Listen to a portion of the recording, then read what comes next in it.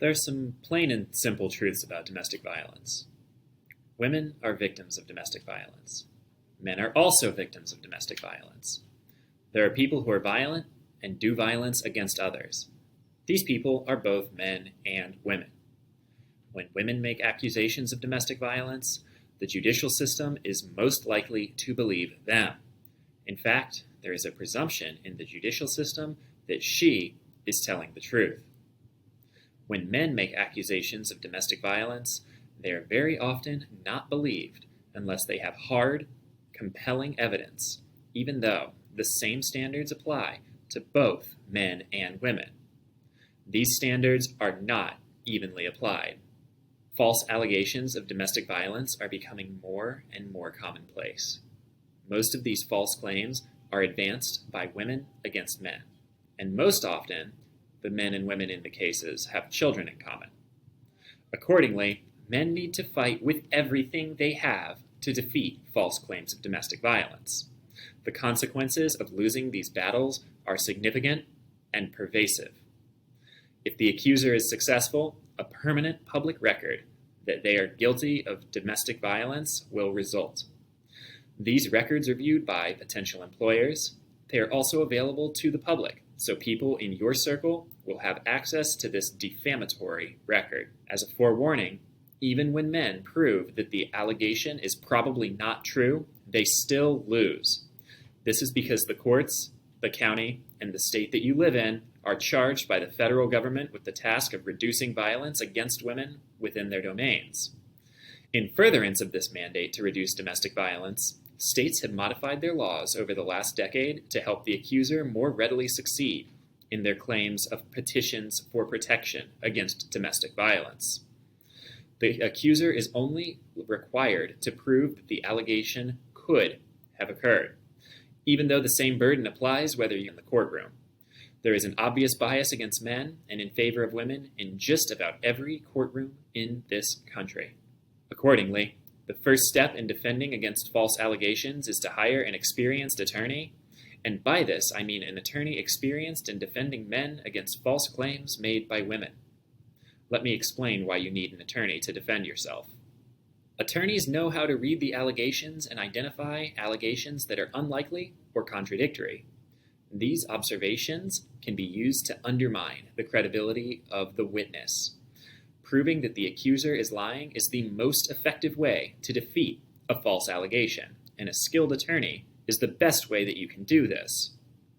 Attorneys will also help identify which witnesses may be helpful to build up your credibility and undermine that of the accuser.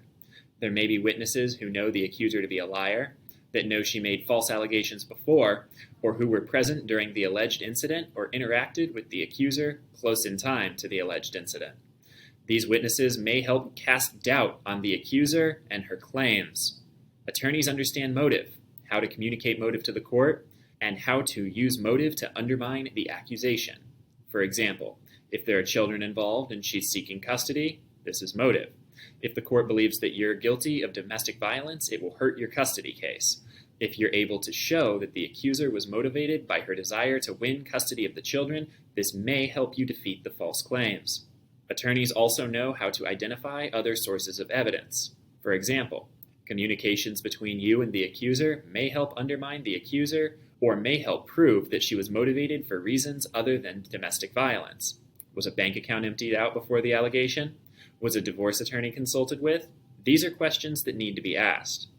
Investigate, plan, and prepare. That's all you can do to protect yourself from an accusation of domestic violence, and you're better off preparing under the guidance of an experienced family law attorney. So, what happens if there was violence that the woman in the case initiated, and you were only defending yourself? So the first thing you have to do is file a claim against her. You need to be prepared. If she files the claim first and then you file second, the court may find that your filing was retaliatory, so file as fast as you possibly can. Even if you did file and she started the incident and you only defended yourself, you're still at a disadvantage for many reasons. Consider, for example, societal norms and gender stereotypes. They portray men as strong, invulnerable, and less likely to be victims of abuse. These beliefs create a powerful bias against men throughout the judicial system. It's a belief that men cannot be victims of domestic violence, which leads to disbelief when men report being victims of domestic violence. Further, male victims of domestic violence may be less likely to report abuse due to fear of judgment, shame, or societal expectations that they should be able to handle the situation on their own. This underreporting can perpetuate the notion that domestic violence is primarily a female victim, male perpetrator issue. It's so important that men report when they are physically abused by women because it is the only way to start chipping away at these biases. Should you proceed with a claim that you're a victim of domestic violence, your claims will be met with disbelief or skepticism. The reasons why are complex, multifaceted, and deeply embedded within the American culture. Several factors contribute to this phenomenon. Lack of awareness and education, for example. Society, including legal professionals, judges, and the general public, are not aware of the prevalence of male victims of domestic violence. This lack of understanding results in dismissive attitudes when men come forward with allegations. Do not let this stop you. Be part of the fight to defend men against bias in the judicial system. Perceptions of physical strength, for example. There's a general assumption that men are physically stronger than women, and therefore they can defend themselves better or are less likely to be seriously harmed by their female partners. This assumption overlooks the fact that domestic violence can take various forms, including emotional abuse, psychological abuse, and financial abuse. The assumption of physical strength also ignores the fact that many men will not hit a woman, even to defend themselves, when they are being attacked. Men are trained to just take it. Don't. If you're physically abused, come forward and make a claim.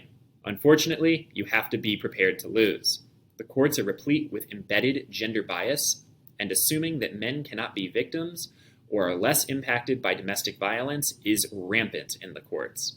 If you call the police to help intervene, don't be surprised if they don't help you at all, because you're a man, and you can take it. When you appear in court and claim that domestic violence has happened to you, expect the judge to be dismissive. An attorney can help you at each step in the process to present your claim and to defeat gender bias. Addressing this issue requires raising awareness about the prevalence of male victims of domestic violence and challenging gender stereotypes. Be a part of taking the first step. If men don't start raising awareness that we too are victims of violence, society and courts will continue to act against us. Defending yourself is the first step and will help not only you, but also society. I'm Chris Kaczmarek with Paré Associates. Please give me a call so that we can start formulating your case.